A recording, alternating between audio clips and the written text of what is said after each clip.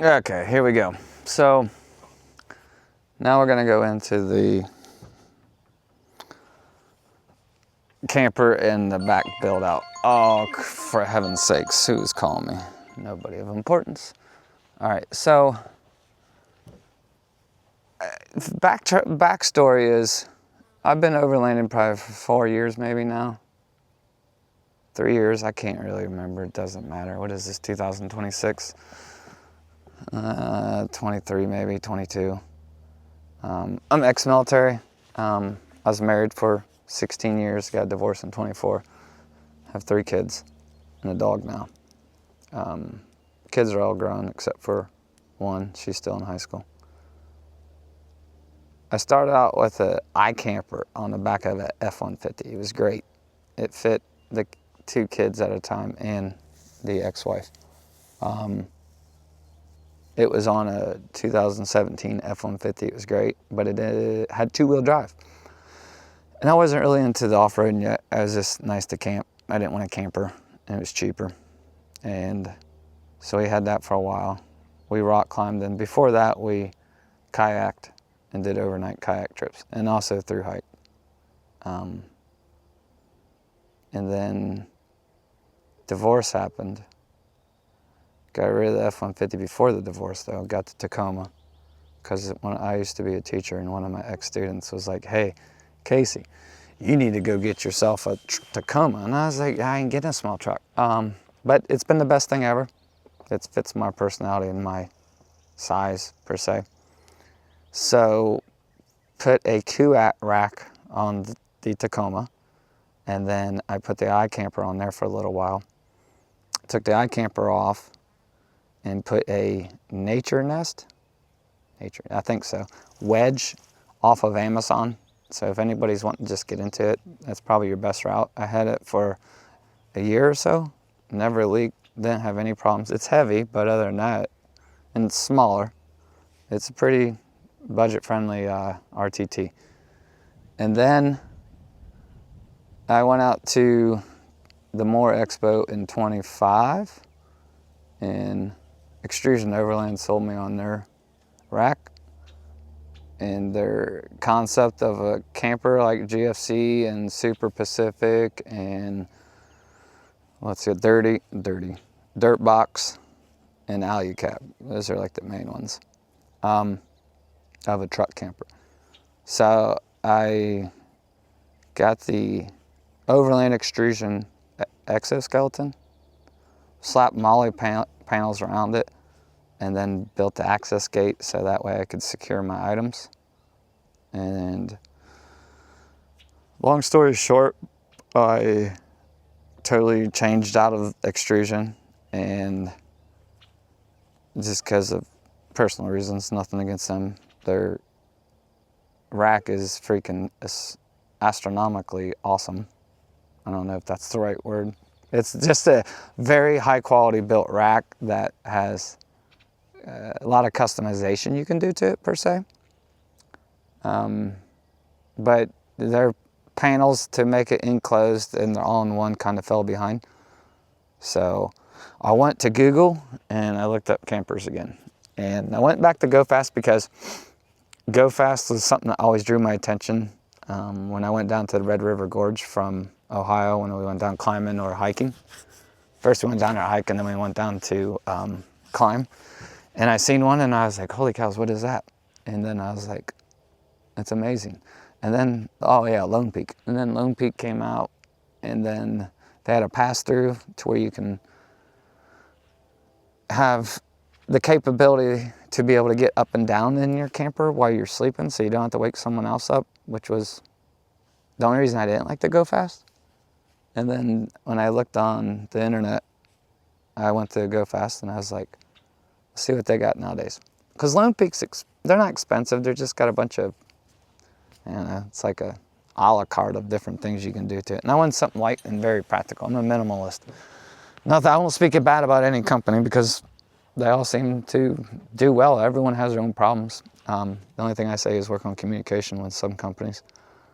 As for Super Pacific, they're nice, they're expensive. Alucab's heavy. That's the only reason I didn't go with them. They're expensive.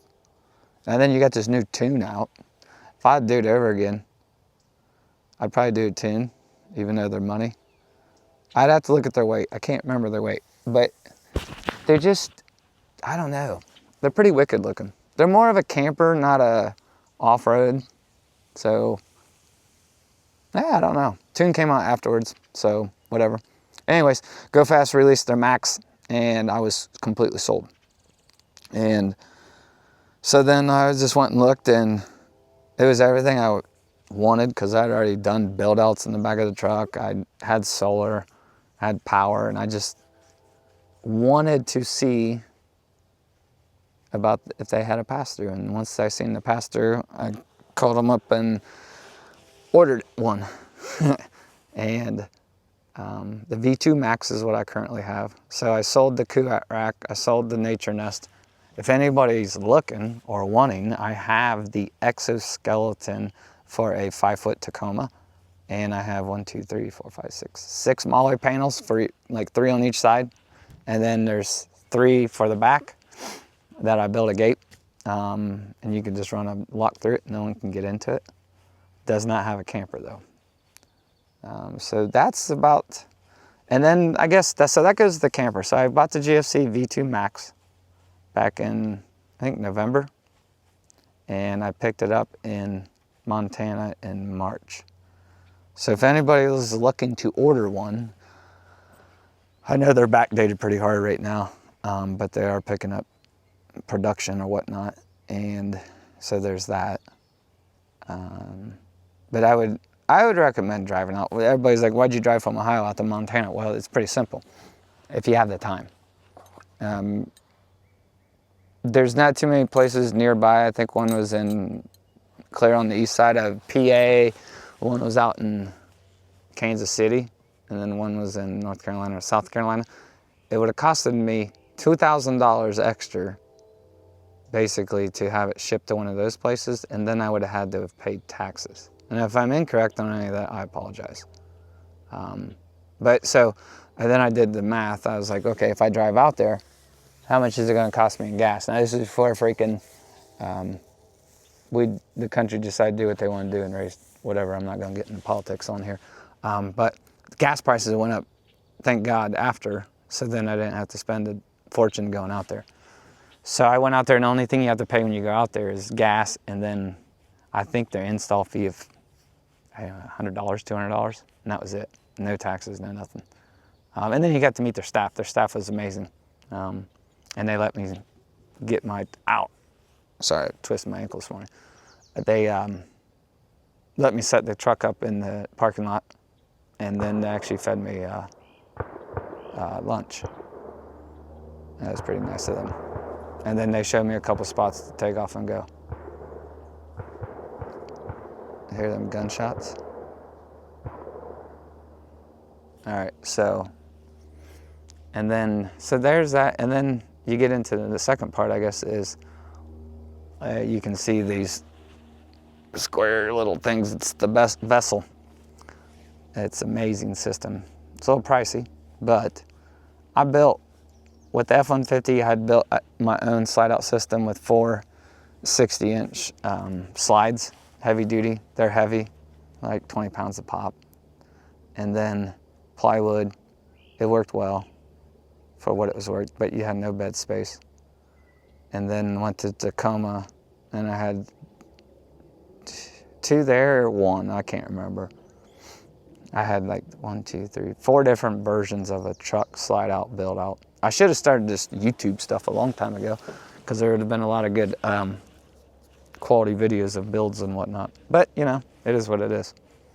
So you have this setup. Why'd they go with Vessel? I think Hunter Poly, and I think I've been following him since day one of his YouTube startup. And I seen his truck with it, and I was like, holy shit, or holy cows, what is that? And I Googled it, and I was like, this is freaking awesome. So, yeah, I have the Vessel kitted out for the GFC. I'm sure they're going to start doing, they've already done upgrades since I bought the thing. They're amazing customer service as well. I think the name's Dana. If I was wrong, I'm sorry. She's helped me a ton, and with the questions and everything else I had. So that's about where I'm at now, and where I'm planning on going with all this is currently try to find a remote gig. World's pretty interesting with trying to find a job. I was in the military, what did I say, 7 years. Did some wackadoo stuff for about 3 years. Then I was in IT for like 6 years. And I was a teacher at a career tech center for 9 years. And divorced 24, lost job in 25, and now it's 26. And life's taking its own adventures, so might as well get the YouTube going, start traveling, find this remote gig that I'm trying to get, and then, or anything. So, something outdoorsy would be awesome. That's probably where I'm at. But I figured it's pretty easy. I like talking, and I got the video equipment, so I might as well put it to use, and then, so here we are. So that's about my backstory. Where do I plan on going with all this? Just sharing some adventures, pictures. I guess looking what people like. The reason I started is because I kept getting a bunch of questions. People wanted me to document things. People wanted me to show things. I won't tell locations. I'm one of those kind of people. Because I've noticed this in like 3 or 4 years, people are just starting to rough things up a little bit. Because everybody goes to all the favorite spots. I try to avoid people. Nothing against humans, just most of them are knuckleheads. Yeah, but I'm also taking applications for someone that wants to video and film. And then you get a free ride in this truck. There's no expectations, just freaking someone that wants to film. I don't want a male. Sorry, I'm not against males, but there's always that. Someone's always looking for something wild out there, and so I was like, hey, you know what? My buddy's like, why don't you find the girl that will film? I was like, there ain't nobody wanting to film, but you know what? Who knows? Or they can bring their own truck or Jeep or whatever.